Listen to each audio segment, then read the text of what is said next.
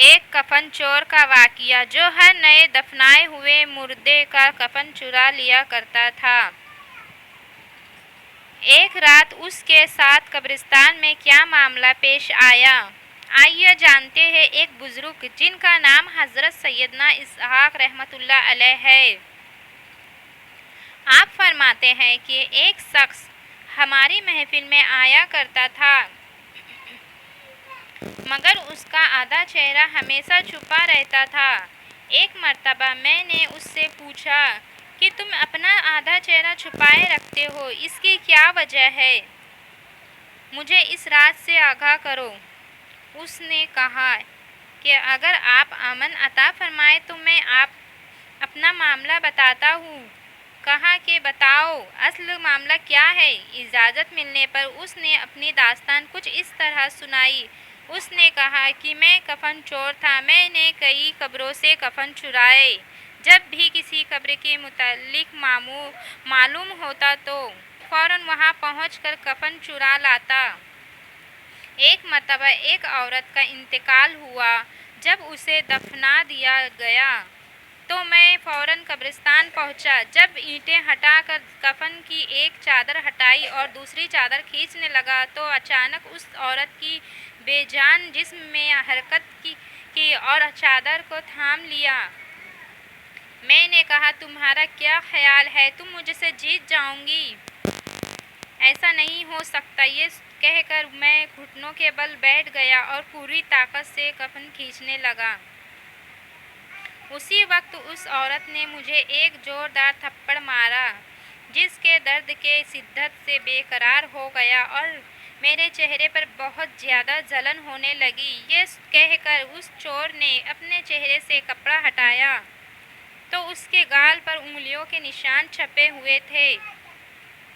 میں نے کہا اچھا پھر کیا ہوا؟ اس نے کہا کہ میں نے پھر اس کپڑے کو اس پر ڈال دیا اور جلدی جلدی میں نے اس قبر پر مٹی ڈال کر دوبارہ سے بھر دیا، اور میں نے یہ ارادہ کر لیا کہ جب تک میں زندہ رہوں گا دوبارہ کبھی بھی چوری نہیں کروں گا۔ اللہ میرے سبھی گناہوں کو معاف فرمائے اور مجھے توبہ کرنے کی توفیق عطا فرمائے۔ حضرت سیدنا ابو اسحاق رحمۃ اللہ علیہ فرماتے ہیں، اس کفن چور کا سارا واقعہ لکھ کر حضرت سیدنا ابو حذیر رحمۃ اللہ علیہ کی طرف روانہ کیا۔ انہوں نے جواب لکھ کر بھیجا کہ اس سے پوچھو کہ جو مسلمان قبلے کی طرف دفنائے گئے تھے کیا سب کے چہرے قبلے کی طرف ہی تھے یا قبلے کی طرف سے پھر گئے تھے؟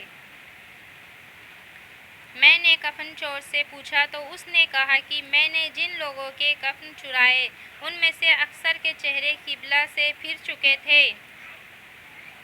حضرت سیدنا ابو اسحاق رحمۃ اللہ علیہ فرماتے ہیں کہ میں نے یہ بات لکھ کر حضرت ابو حذیر رحمۃ اللہ علیہ کی خدمت میں بھیجی تو انہوں نے جواب میں یہ تحریر بھجوائی کہ انا للہ و انا الیہ راجعون۔ یہ اسحاق رحمۃ اللہ علیہ جن لوگوں کے چہرے قبلہ سے پھر چکے تھے ان کا خاتمہ سنت پر نہیں ہوا۔ سبق: پیارے دوستو، اللہ ہمیں اپنی حفظ و امان میں رکھے اور ہمارا خاتمہ حضور صلی اللہ علیہ وسلم کے سنتوں پر فرمائے۔ اس داستان سے عبرت میں ہمارے لیے عبرت موجود ہے کہ کتنا تشویشناک معاملہ ہے کہ جو لوگ سنتوں سے منہ موڑ لیتے ہیں وہ کام شریعت کے مطابق نہیں ہوتے، اور جو دنیا کو دین پر ترجیح دیتے ہیں ان کے ساتھ قبر میں بے انتہائی معاملہ ہوتا ہے۔ دوستو، قبر اور آخرت میں لمحہ بھر کا عذاب بھی برداشت سے باہر ہوتا ہے۔ ہمارے نازک جسم جہنم کی بھڑکتی ہوئی آگ کا مقابلہ نہیں کر سکتے۔ اگر اسی طرح غفلت بھری زندگی گزارتے رہے اور اسی حالت میں موت آ گئی تو وہ ذلت اور رسوائی اور دردناک عذاب کا سامنا کرنا پڑے گا۔ میرے دوستو، جلد سے جلد اپنے گناہوں سے توبہ کر لیجئے اور رو رو کر اللہ تعالیٰ سے معافی مانگ لیجئے۔ اللہ تعالیٰ ہم سب کو گناہوں کو معاف فرما، آمین۔